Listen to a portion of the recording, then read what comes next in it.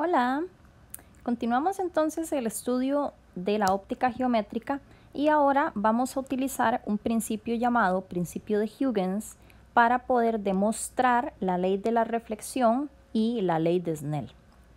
Entonces, el principio de Huygens nos dice que todos los puntos en un frente de onda determinado se toman como fuentes puntuales para la producción de ondas esféricas secundarias, llamadas trenes de ondas, que se van a propagar hacia afuera por un medio con magnitudes de velocidad características de ondas en ese medio. Después de algún intervalo de tiempo transcurrido, la nueva posición del frente de onda es la superficie tangente a esas ondas esféricas secundarias. Entonces, veamos dos casos distintos que podríamos tener. Si nosotros tenemos una onda plana, recordemos que la onda plana significa que los rayos se están moviendo todos paralelos en cierta dirección, ¿ok? Como se ve acá. Podemos también tener el caso de la onda esférica, en el cual las ondas se mueven hacia afuera. Ok, entonces veamos el caso de la izquierda. Cuando nosotros tenemos una onda plana, podemos decir que cada uno de los puntos que conforma, digamos, el frente de onda, recordemos que estos son frentes de onda,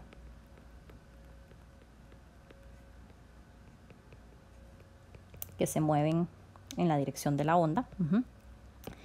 Entonces, cada uno de estos puntos, digamos, perteneciente a los frentes de onda, se puede considerar como una fuente puntual que produce ondas esféricas.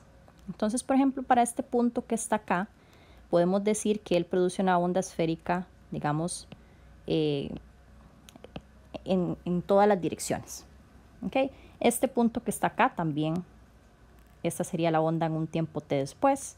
Y para esta también tenemos un frente de onda esférica un tiempo delta t después. Aquí solo se muestran tres, ¿ok? Pero si nosotros hacemos esto para todos los puntos, entonces obtenemos que la línea tangente a esos frentes de onda es el nuevo frente de onda. ¿De acuerdo? Entonces, la luz se ha movido en un tiempo delta t, se ha movido una distancia c por delta t. Esa viene siendo la distancia entre frentes de onda, digamos, sucesivos. Podemos generalizar este resultado para las ondas esféricas también. ¿Okay? Aquí se muestran dos frentes de onda en momentos distintos. Entonces escojamos algunos puntos acá, digamos, escogemos estos de aquí y entonces un tiempo delta t después, ellos, digamos, han producido esta onda. Aquí está, es como un pantallazo, ¿verdad? Vean que esto sigue moviéndose hacia afuera. ¿Ok? Y ahí va creciendo el frente de onda. ¿Ok? Entonces esto es un momento específico después que se ve ahí. Acá tenemos los distintos frentes para cada uno de estos puntos. Y si lo hacemos para todos los puntos, obtenemos que a la línea tangente a todos ellos es el nuevo frente de onda. Nuevamente la distancia que los separa se llama c por delta t. Entonces, empecemos por utilizar el principio de Huygens para demostrar la ley de la reflexión. Supongamos que tenemos unas ondas planas, ¿okay? Que se muestran o que se dirigen hacia un medio dado. ¿Okay? Entonces, esas ondas vamos a mostrar acá solamente dos rayos, el rayo 1 y el rayo 2. Recuerden que el frente de onda es perpendicular o normal a los rayos, ¿verdad? Entonces este es el frente de onda en algún momento, este es el frente de onda en algún otro momento.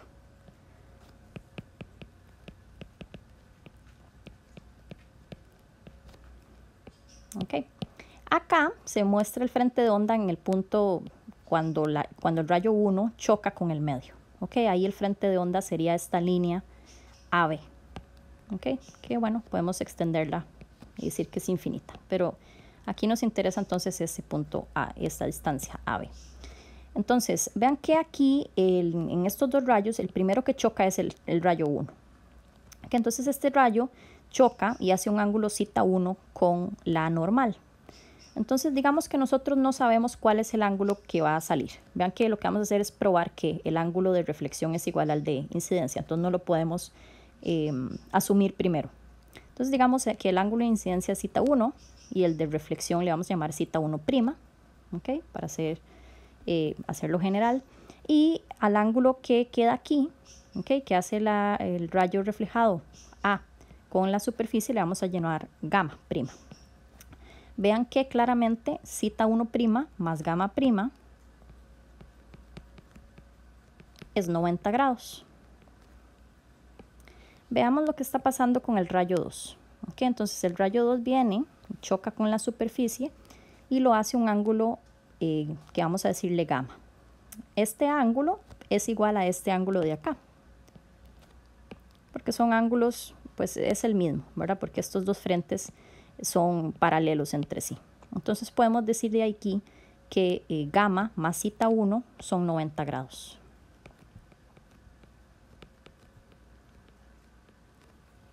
Ahora bien, entonces lo que queremos es lo siguiente.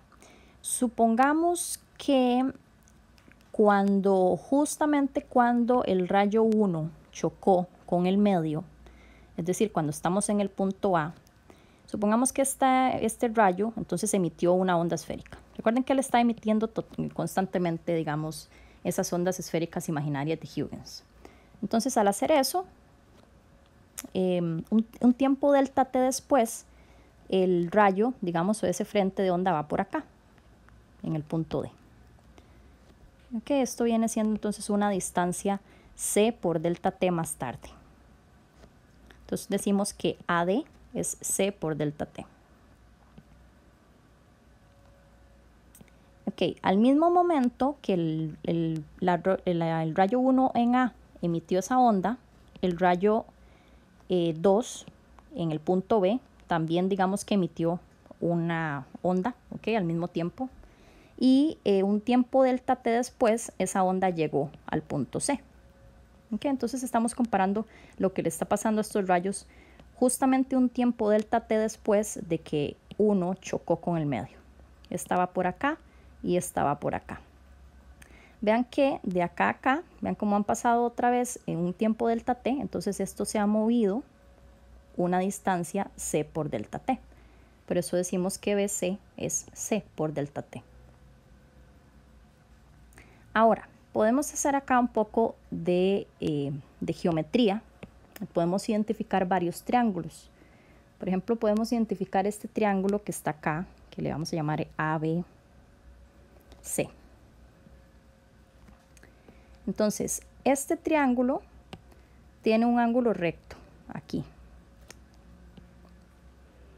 Okay, es ángulo recto porque este era el frente de onda, ¿verdad? Que conecta los dos rayos y es perpendicular a ellos. Por eso estos son 90 grados. Este lado es AB, este lado es BC y este lado es AC. Podemos decir que el coseno del ángulo gamma va a ser adyacente, que es BC, entre hipotenusa, que es AC. Veamos ahora otro triángulo, el otro triángulo que se está formando acá. Entonces ese es el triángulo ADC.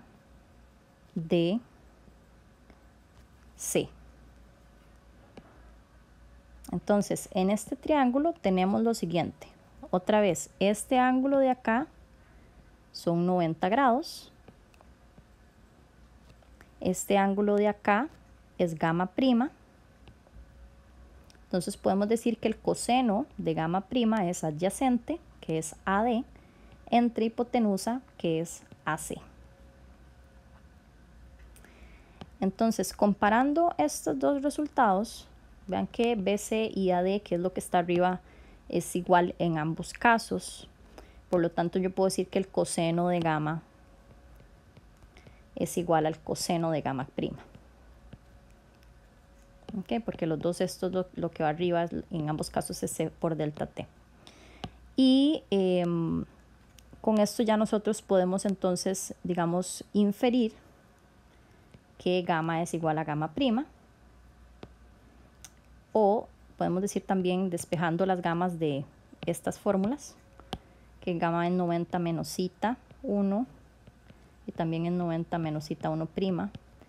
y por lo tanto los ángulos de incidencia y de reflexión son iguales. Entonces esta es la manera de usar el principio de Huygens para determinar nuestra ley de la reflexión. Bien, podemos usar el mismo razonamiento para deducir la ley de refracción por el principio de Huygens. Entonces en este caso supongamos nuevamente que tenemos dos rayos, 1 y 2. El frente de onda acá, digamos, se muestra en el punto AB, pero es cualquier línea tangente. Okay, entonces supongamos que justamente cuando, digamos, el rayo 1 choca en A, entonces digamos que en ese punto se emite una onda de Huygens, ¿verdad? Una onda esférica. Entonces un tiempo delta t después, esa onda se ha movido esta distancia. Entonces esta distancia viene siendo la velocidad de la luz por delta t. Pero vean que la velocidad de la luz en este medio, este es el medio 2 y este es un medio 1. Entonces vamos a decir que AD viene siendo la velocidad en este medio por delta t. Aquí el punto es que las velocidades son distintas en ambos medios. ¿Okay? Al mismo tiempo que el rayo en A expulsó, digamos, o produjo esa onda de Huygens, supongamos que B también expulsó una, y un tiempo delta t después, esa onda, digamos, que está en el punto C. ¿Okay?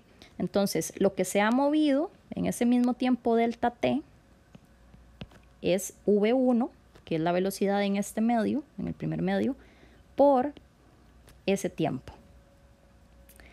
Podemos nuevamente entonces hacer aquí algunos usos de geometría, ¿verdad? Podemos decir, vean que tenemos aquí este triángulo, el triángulo ABC.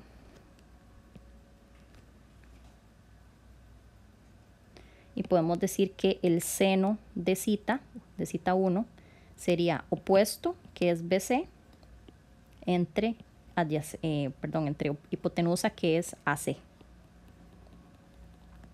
Y podemos hacer lo mismo con este triángulo que tenemos acá. Bueno, algo muy importante acá es que vean que, ¿por qué esta línea va así? Esta línea va así porque dijimos antes del principio de Huygens que el frente de onda es la línea tangente, ¿verdad? A las ondas. Entonces la línea tangente es esta, la que conecta, digamos, esos centros. ¿De acuerdo? Igual en el caso de la reflexión, que era esta que estaba acá. Que ella conecta a esos dos puntos y hace un ángulo de 90. Entonces aquí el triángulo es este. Okay, podemos decir que en este caso el seno de cita 2 es opuesto entre adyacente, que es AC. Okay, entonces aquí podemos sustituir el BC por V1 delta T. Sustituimos el AD por V2 delta T. Y entonces podemos hacer una división de estos senos. Podemos decir seno de cita 1 entre seno de cita 2 sería V1 delta T entre AC entre V2 delta T entre AC. Y vean que aquí se nos cancelan estos.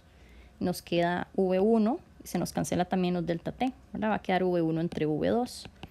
Y recordemos que las velocidades están relacionadas con los índices de refracción de esta manera. Entonces, haciendo un poquito de álgebra, llegamos a este resultado. Entonces, esta es la forma de, digamos, llegar a la ley de Snell por medio de este principio fundamental.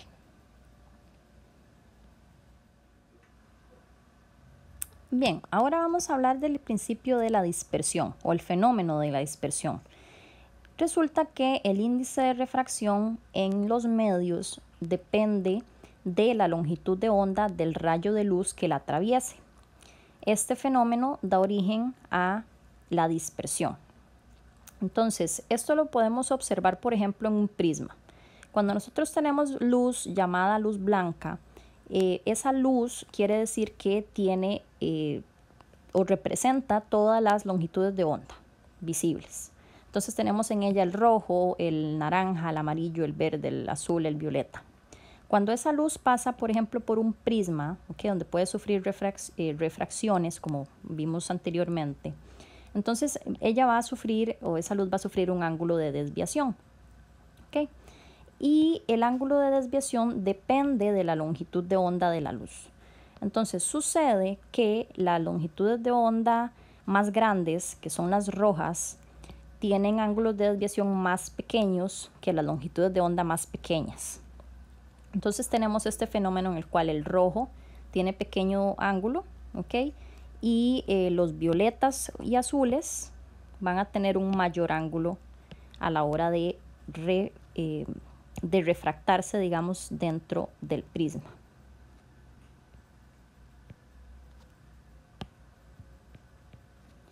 Entonces, esto da origen a algunos fenómenos conocidos, como lo son los arcoíris. En el arcoíris vamos a tener un acomodo, digamos, de colores de acuerdo a estos ángulos de desviación. En la parte superior vamos a ver el rojo, ¿okay? Que es el que sufre menor desviación. Y de ahí vamos, bajando en los colores según su longitud de onda, a naranja, amarillo, al verde, al azul y por último el violeta.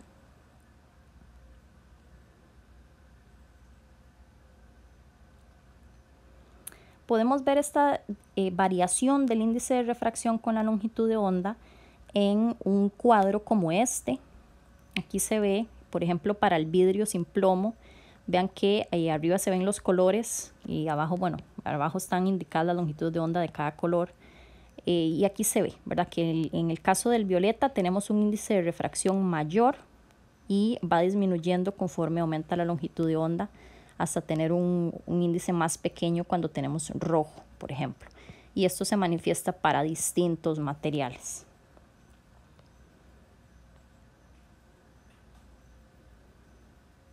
A la hora de ver el arco iris, entonces básicamente lo que estamos apreciando es esas diferencias, ¿verdad? En los ángulos de las distintas longitudes de onda. Cuando nosotros observamos el arco iris, se puede decir que cada persona ve un arco iris diferente, ¿okay? Cada persona va a ver, digamos, dependiendo de donde se encuentre, va a haber distintas, distintas gotas de los colores. Y al ver, ¿okay? Al subir, digamos, la vista, la primera luz que nos va a llegar, la de más arriba, la que llega más intensa es la roja, ¿okay? Por tener ese ángulo de desviación mayor. Y la violeta, que es la que tiene el ángulo de desviación mayor, es la que nos llega abajo precisamente por eso mismo, por tener ese menor ángulo de desviación, ¿verdad? Entonces, esta es la manera en la que se acomodan las distintas refracciones que se dan. Básicamente esto se da por fenómeno de refracción y reflexión múltiple en las múltiples gotas de agua que se encuentran en la atmósfera. Existe un fenómeno también importante llamado la reflexión interna total. En este fenómeno no necesitamos un espejo para obtener reflexión.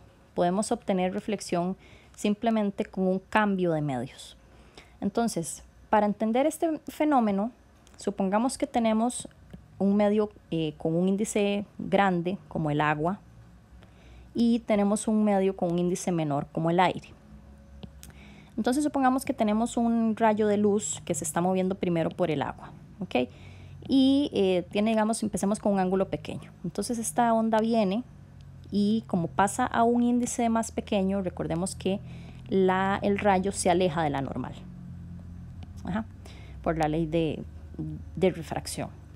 Si nosotros aumentamos este ángulo, ¿ok? Empezamos a aumentar, esto empieza a aumentar y más también, hasta que en algún punto hay un ángulo que se llama el ángulo crítico, en el cual el rayo se refracta directamente en la superficie. Si nosotros seguimos aumentando el ángulo de incidencia, entonces este rayo, en vez de salir al medio que está, adyacente, se devuelve. Entonces este fenómeno se llama reflexión interna total y los ángulos, pues obviamente, igual que en la reflexión normal, son iguales. Entonces es importante acá que la reflexión interna total tiene dos condiciones. La primera condición es que la luz vaya desde un medio con índice alto hacia un medio con índice bajo. Quiere decir de un índice mayor a uno menor. Esa es la primera condición. La segunda condición es que entonces el ángulo de incidencia sea mayor al ángulo crítico. Deben cumplirse las dos condiciones. Si se cumple solo una, entonces no hay reflexión interna total y lo que tendríamos es refracción normal. ¿Cómo calculamos el ángulo crítico? El ángulo crítico, podemos decir que el seno del ángulo crítico es el índice de refracción del medio 2 entre el índice de refracción del medio 1.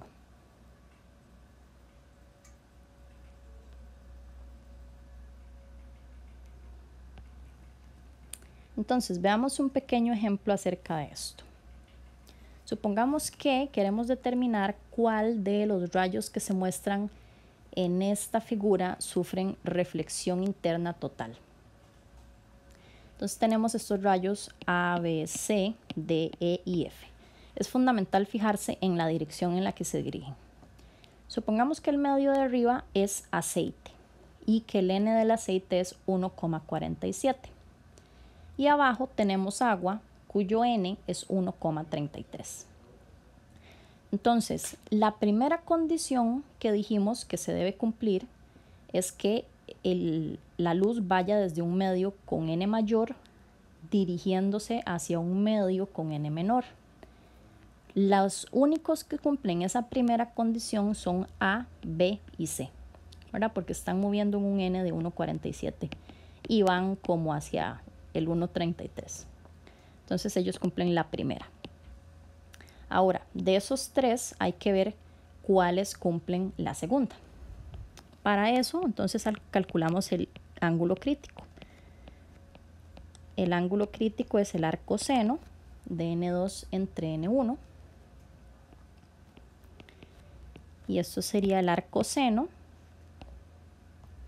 de, vean que este sería el N1, ¿verdad? Porque ellos vienen por el aceite y se dirigen hacia el agua, entonces este sería el N2.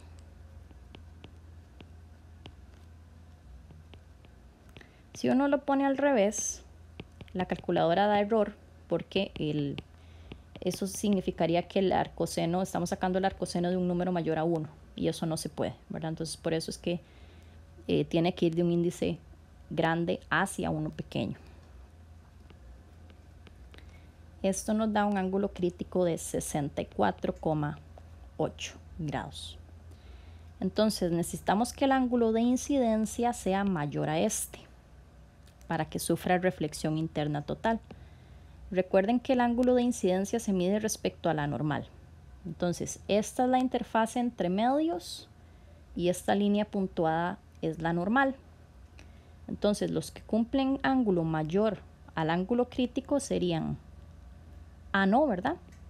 B sí y C sí. Entonces B y C sufren reflexión interna total. Y los demás, A, D, E y F, ellos sufrirían refracción normal, es decir, pasarían al otro medio en un ángulo distinto que podemos encontrar por ley de Snell. Bien, para terminar podemos mencionar una de las aplicaciones de la reflexión interna total y una de esas es las fibras ópticas. Entonces una fibra óptica es básicamente una guía cilíndrica que transmite la luz a lo largo de su eje por medio de un proceso de reflexión interna total. Entonces la fibra óptica tiene un núcleo y generalmente, bueno, hay un revestimiento que la cubre y se fabrica de tal manera que el N del núcleo sea mayor a el N del revestimiento. Se necesita que sea de esa manera para que cuando la luz entre, vaya moviéndose por un N mayor en dirección hacia un N menor, y entonces pueda reflejarse. Usualmente las fibras son bastante angostas, ¿verdad? Entonces esto es tan pequeño que casi que la mayoría de los ángulos o de los rayos que logran entrar a la fibra pues logran que el ángulo de incidencia sea mayor al ángulo crítico y entonces que se puedan reflejar. muchas veces. Entonces esto no importa la forma que tenga la fibra, ¿verdad? Puede tener una forma curviada y demás. Aquí se ve un ejemplo de cómo se desplaza la luz adentro.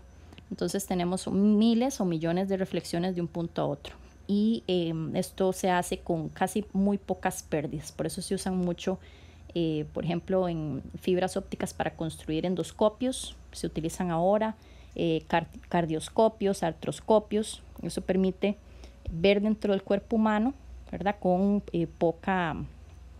un método poco invasivo.